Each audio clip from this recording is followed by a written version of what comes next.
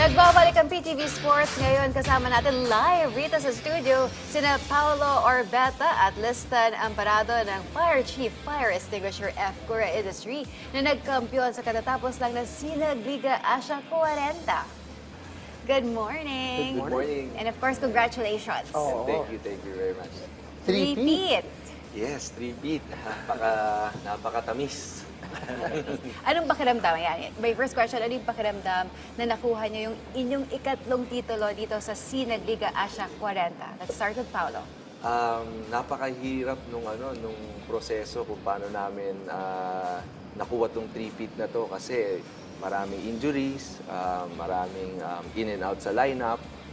Pero kailangan mo talagang ilaban 'yun dahil alam naman namin yung yung ultimate goal na pinaglalabanan dito is wala pang nakakagawa, which is three-peat, at alam namin na hindi ibibigay sa amin to, kailangan namin kunin sa kanila.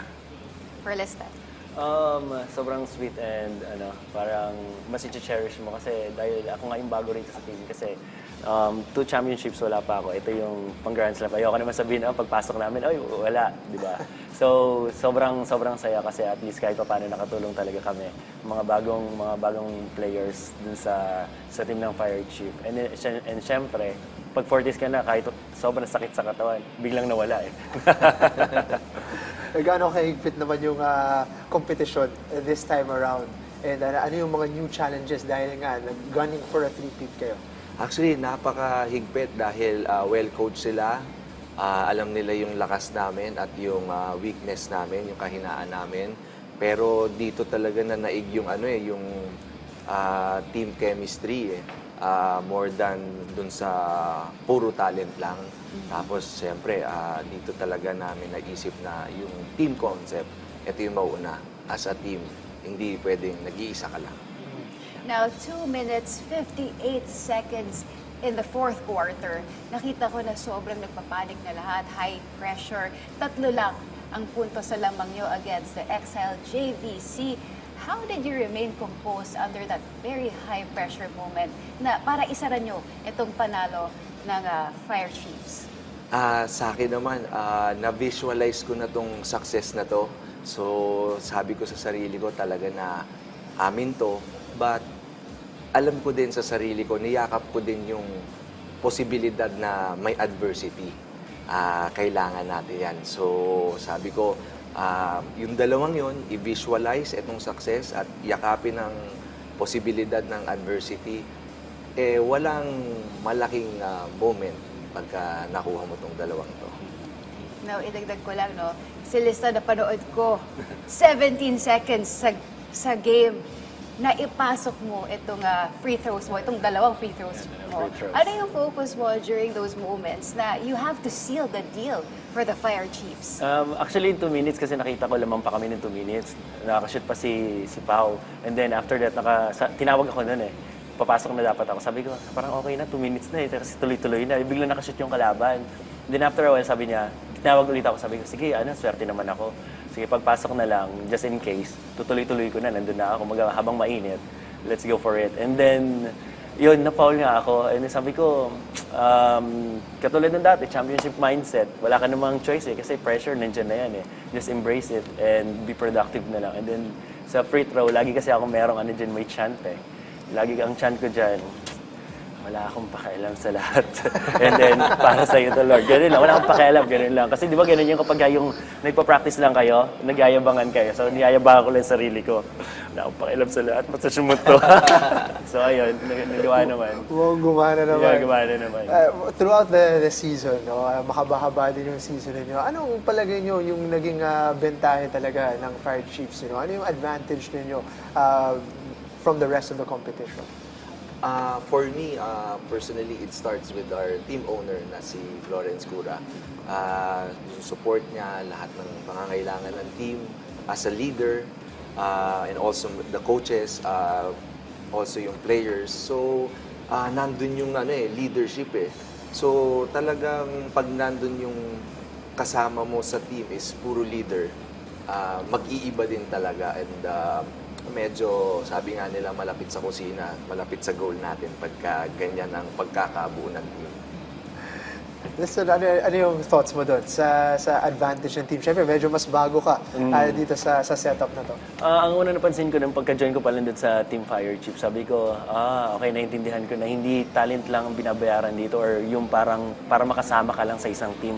Hindi, it's all about talent eh. Ang unang-unang nakita ko talaga, yung brotherhood eh.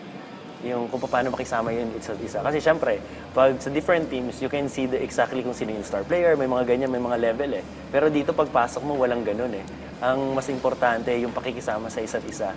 Tapos, syempre, mas mahihiya ka kasi kung ano yung pakisama mo sa isa't isa, how much more dun sa boss namin kay Boss Cura. Kasi masyado siyang down to earth. Siya mismo nag-approach sa mga players eh. Kaya sabi ko, ito pala yung pinaka-value dito sa team na to. Kaya siguro, mas na-achieve namin yung goal namin is because of that.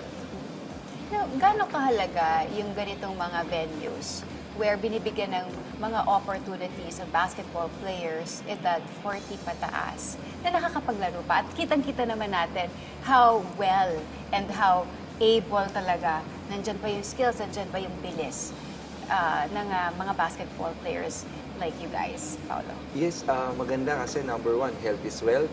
And also, we're 40, but yung gaya nga ng sinabi mo, nasa-showcase pa rin namin yung talent namin. And then, ang pinaka nakikita kong maganda na nangyari dito is nakaka-inspire pa rin kami. Hindi man age namin, kabataan, lahat ng atleta. So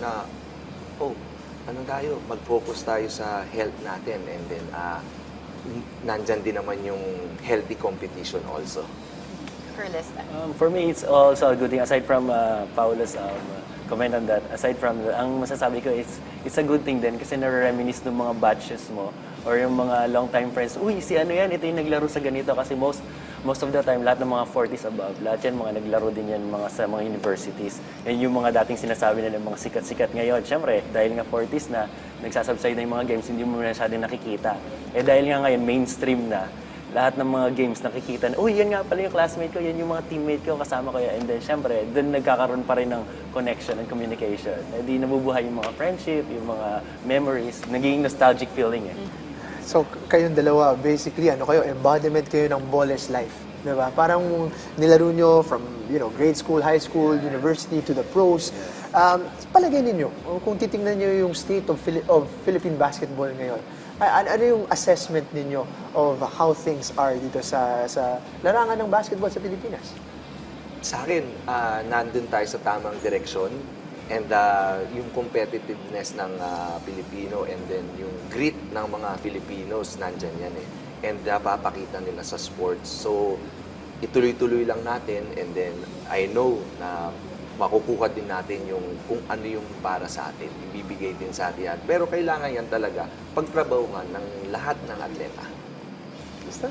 I believe when it comes to Philippine sports naman talaga, especially basketball, number 1 naman talaga yan eh. I think we're still doing well eh.